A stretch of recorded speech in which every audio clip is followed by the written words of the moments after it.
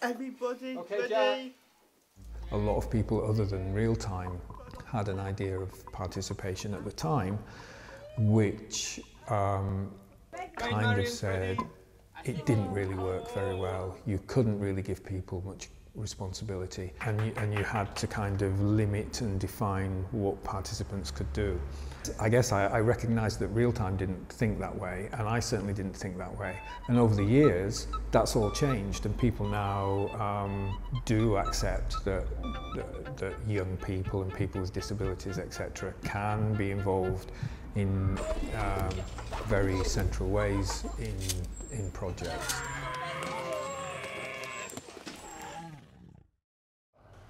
Well, our time is is a group of people with disabilities that do video, but we work alongside Real Time, or rather they work alongside us.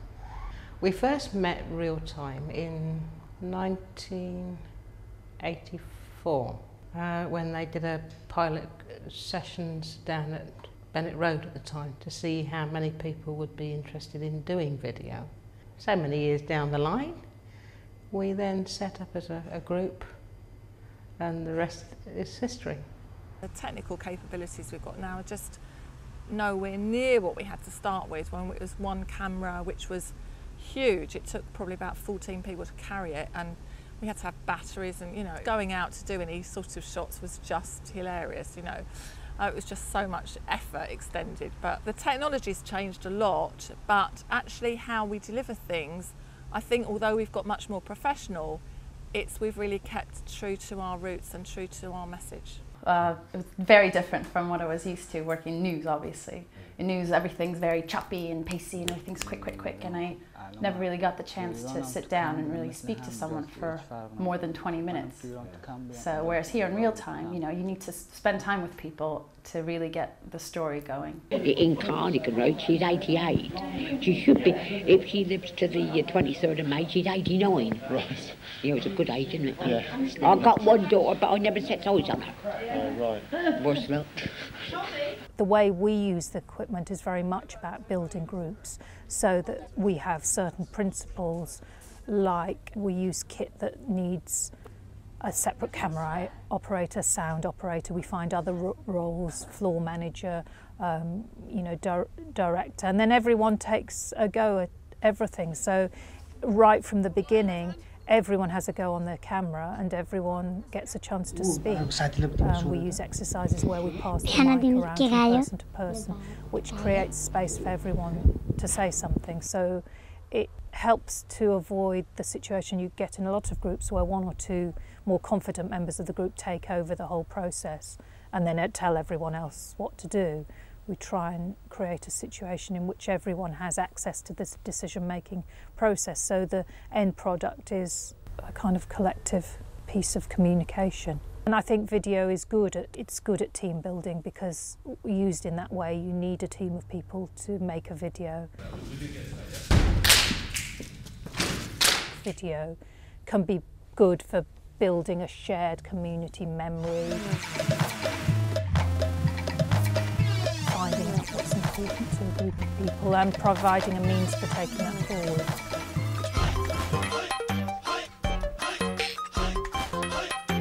It looks a bit confusing.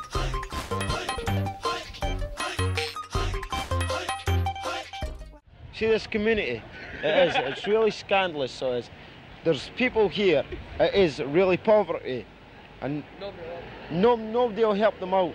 My previous address was the catacombs underneath the railway station. Oh, I can't give that as an address. Tell you we're going to be treated like adults before we get into sixth form, and as soon as you're there, you're treated like 2-year-olds again. It's ridiculous. Yeah, all the square people. Why would you hang around with them? Because they're square. Make us embarrassed, no? I'll tell you one thing, it's not very nice sleeping out rough. It's very bad, it's a terrible life to have. Very depressing. Some people kill themselves over it. One of the projects that I worked on was with the Reading homeless. That was a bit difficult because that was one of the first times that I had to work with community groups, and I wasn't used to that from New York. So it was a bit tricky. I had to learn to be patient and to really teach people at their own paces. So that was a bit of a challenge for me, but it was great fun. And again, like I said, in the end, I got to see people's self-esteem grow, and they know how to use a camera now, and what they have to say matters, because at the time they were concerned about redevelopment of Reading, and they had some views about that. They didn't want it, basically. So it gave me great pleasure in seeing them realize that their voice really does matter. There should be more traffic lights and make sure children don't get knocked over. Likes and dislikes. One of them was that I get called biggies at school. Lots of shops buying. You got the money to spend. So they used to have a youth club that used to be open, and a lot of people used to, visit it. But now they don't do it no more. Not too bad.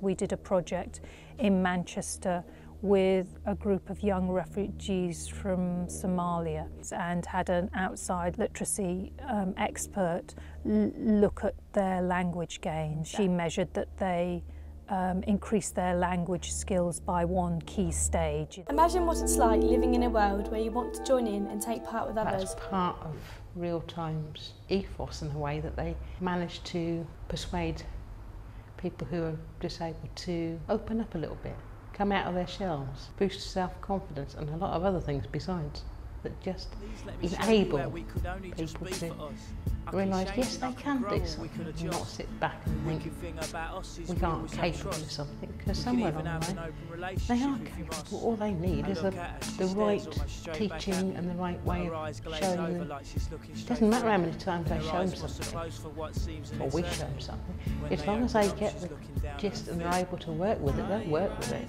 I'm scared and petrified that they should understand what I'm trying to say.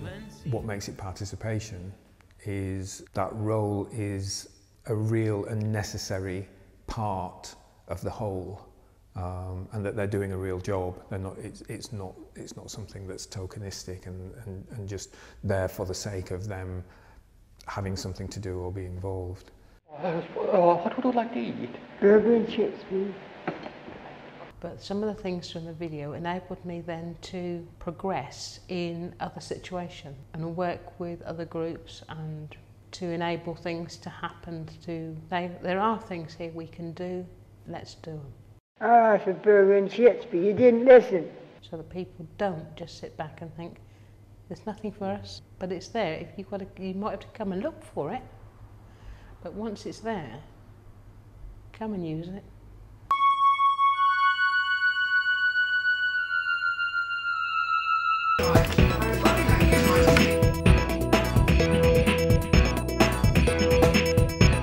But just listen, because everyone does have a voice, everyone does have a story to tell, and you just need to be the one to help them along.